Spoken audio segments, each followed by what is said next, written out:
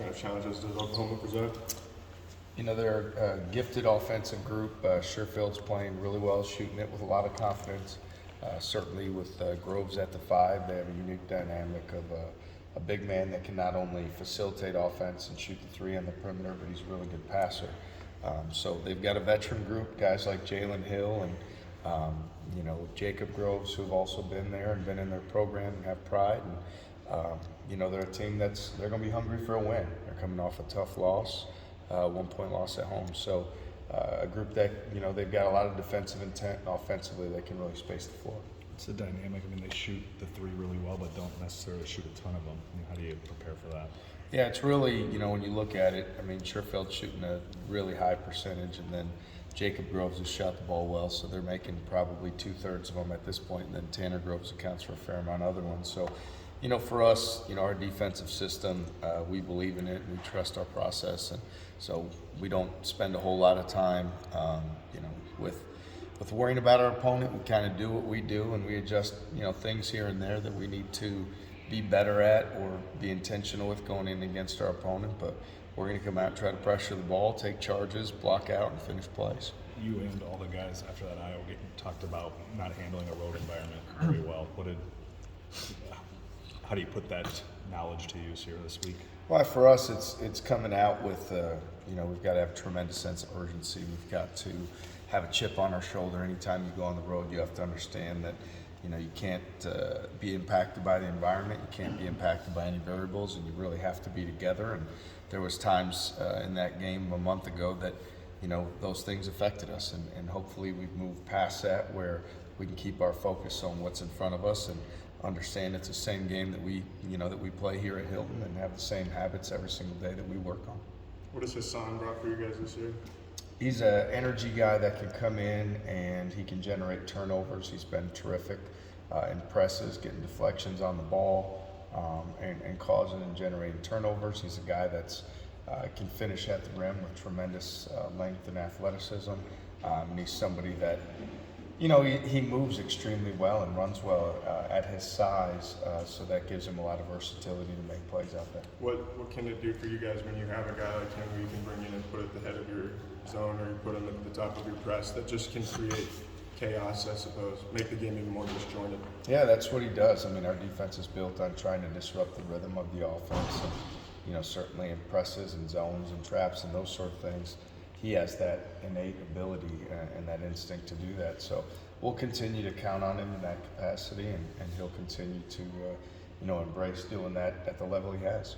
Talked about Tamin a lot after the Baylor game, but looking back, when you guys are down 9, I think he gets a steal to ignite it. He was instrumental, I think, a lot of plays on that run. What does that say about him in that moment when you guys were, you know, not in a great spot? No, we weren't. He put his foot on the gas. He certainly made plays defensively, and he got to the rim and got us in the paint and made plays for us at the goal. You know, he's a tremendous competitor. He cares, has that sense of pride, really wants our team to do well, and you could sense something in him at that point in the game where my team needs me right now, and it's time to step up. And you know, credit to him for you know, for seeing it and being that intentional and then stepping up and doing it. With how difficult the Big 12 is, how quickly do you have to flip the switch from like celebrating a win over Baylor to moving on to the next one?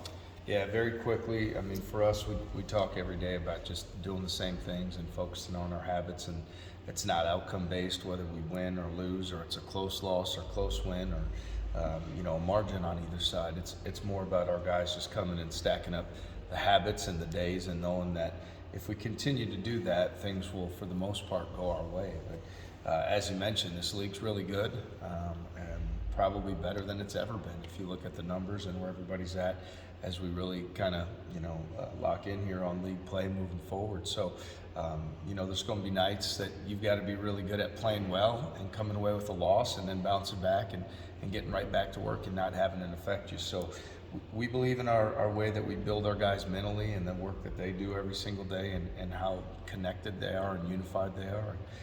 So we build our process in such a way to be able to bounce back when you have adversity and challenges, to get right back to work. In terms of embracing that mindset, is this group where you want them to be? Are they exceeding that? Work to do?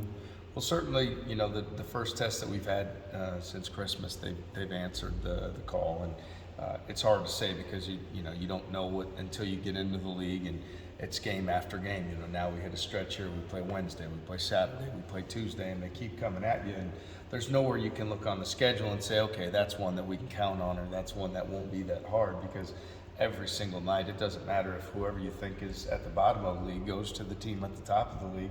They have a chance to win, and a good chance to win. So we've just got to control what we can. We've got to be focused on the work that we do every single day. We've got to be a team that's really together and connected, and we've got to handle adversity well, because we know every team in this league is going to have adversity, and probably in multiple cases throughout the course of league play. So just handling it well and moving on is important. Is consistency the antidote to that? Yeah, and As best you can. Yeah, and I think with consistency, you know, you look at the numbers across the league, and you got to be able to win games when you don't shoot it well. You know, I think for consistency, there's not going to be a team in the Big 12 that every night out makes 10, 12 threes and shoots 40%, because defensively and physically and the coaching is so good that, you know, you're going to have to find ways to win a game on the road, or by 1 point, or when you don't make very many shots. So I think, to me, the consistency is having the effort and the energy and the attitude and the spirit, because those are the things you really can control. And then if you can have that spirit, you know, every single night, it gives you the best chance to play your best, and hopefully you can have more of a consistent theme to the way you play.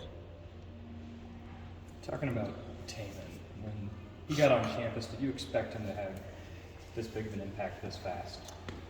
You know, he certainly continued to answer every challenge. You know, you know when you recruit guys that have great character, with work habits, and come from a great family and really love Iowa State, that's the equation to be successful. But to be able to say we could see that he would play this well in the magnitude of some of the games that he has, you know, nobody could predict that. And but you know, he's got such a humble confidence. He's a guy he's got so much gratitude and pride in how he does it every day, and he cares about his teammates to the extent that he does. It's not surprising when you're around him every single day, and it's just, you know, he's one of those guys. It's an honor to be his coach, for sure.